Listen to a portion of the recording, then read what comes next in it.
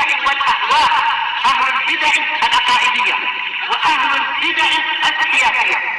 نقول بيننا وبينكم السلف، بيننا وبينكم الكتب، كان فيقول البدع بيننا وبينكم. Qala al-Imam an-Nawawi rahimahullah al-haditsul khamisa asyar, hadits yang ke-15 dari Riyadhis Shalihin. Wa an Abi Qatadah al-Harits bin Rib'i radhiyallahu anhu, farisu Rasulillah, pasukan penunggang kuda yang terbaik milik Rasulullah SAW. An Rasulillahi sallallahu alaihi wasallam, dari Rasulullah SAW, annahu qama fihim, beliau pernah berdiri di tengah-tengah mereka. Fa dzakara lahum annal jihada fi sabilillah.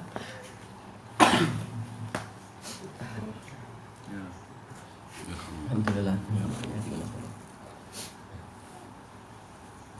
Kemudian Rasulullah SAW menyebutkan kepada mereka,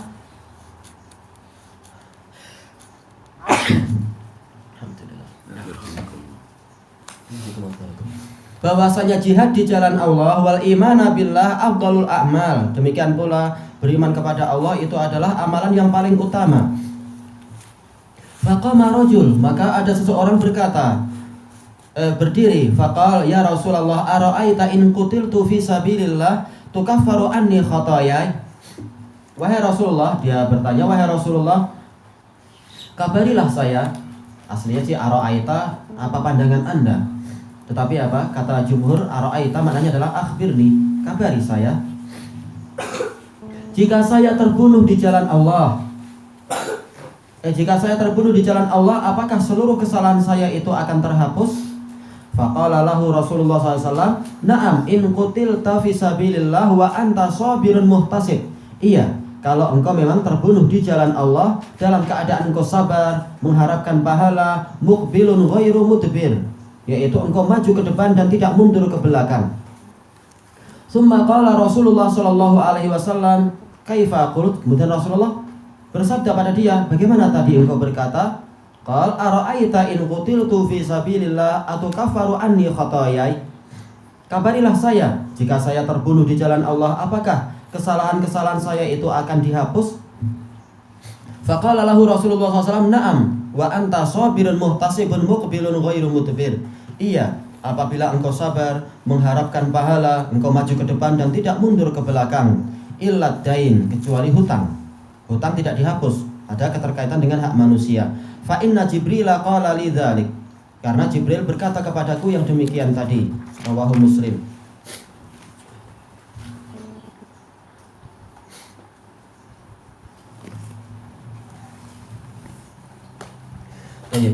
Disebutkan di sini bahwasanya Rasulullah SAW berdiri di tengah-tengah para sahabat dan menunjuk dan menyebutkan tentang jihad fisabilillah dan iman kepada Allah, bahwasanya dia itu adalah seutama-utama amal.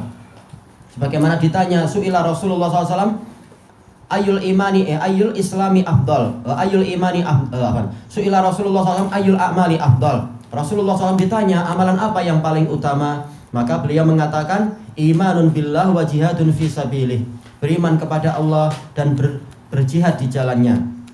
Kemudian ditanya apalagi, Rasulullah mengatakan apa? Birrul walidain, berbakti kepada kedua orang tua. Dalam hadis yang lain yaitu apa?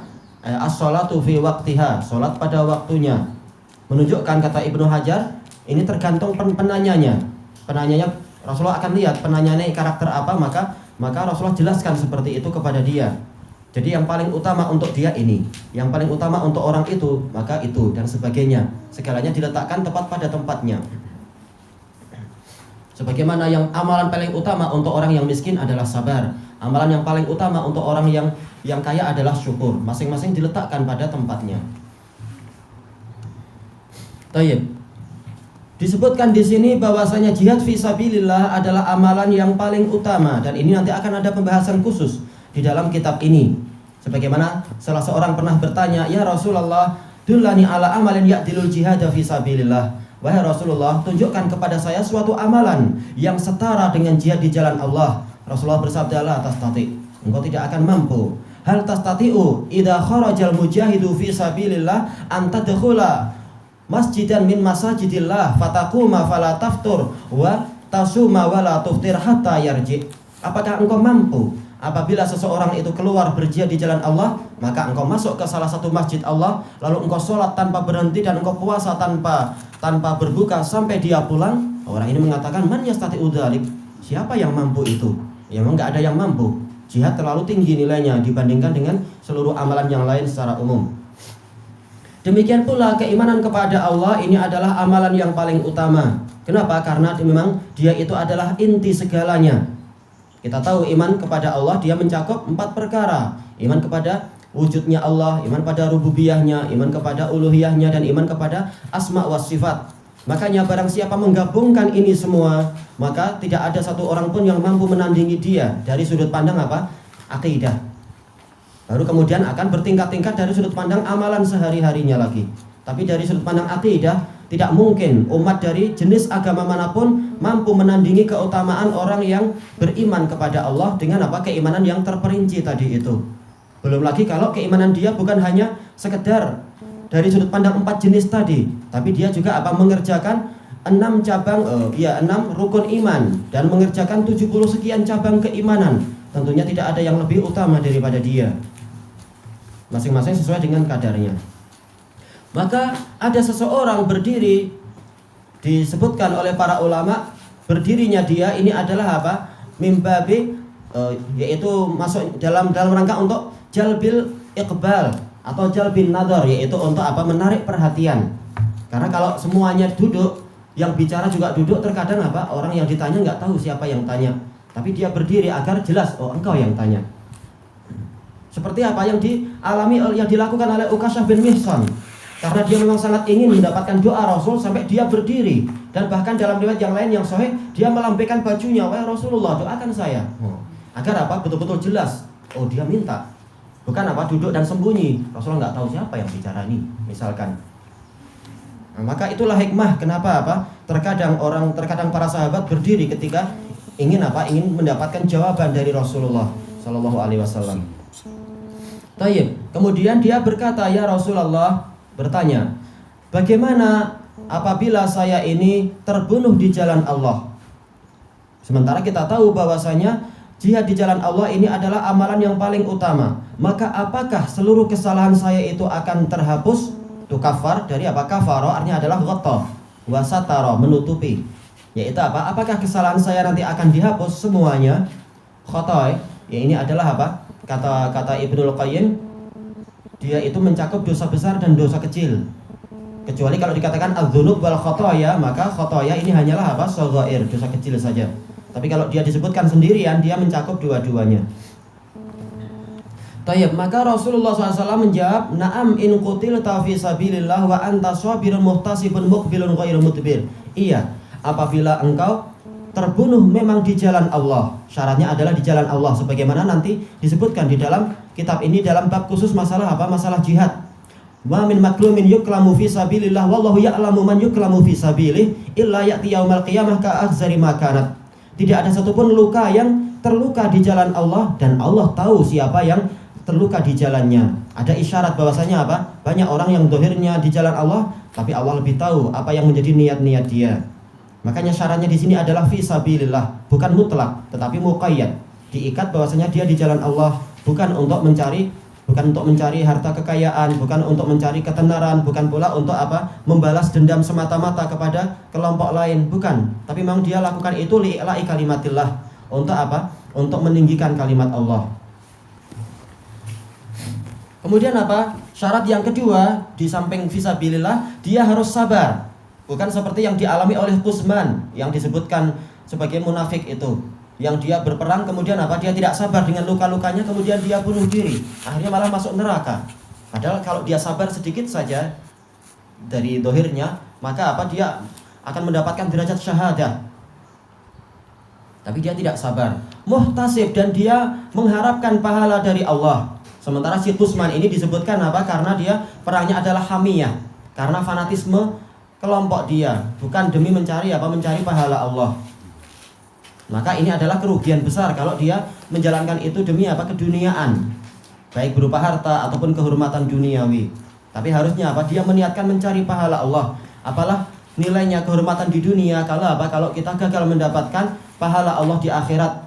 Sementara Rasulullah SAW telah bersabda untuk orang yang berperang di jalan Allah itu, walaqabu qausi ahadikum au sautuhu fil jannah khairun minad dunya wa ma fiha. Betul-betul tempat meletakkan benang, yaitu talinya itu, tali busur salah seorang dari kalian di surga, atau tempat untuk meletakkan cambuk dia di surga itu lebih baik daripada dunia seisinya.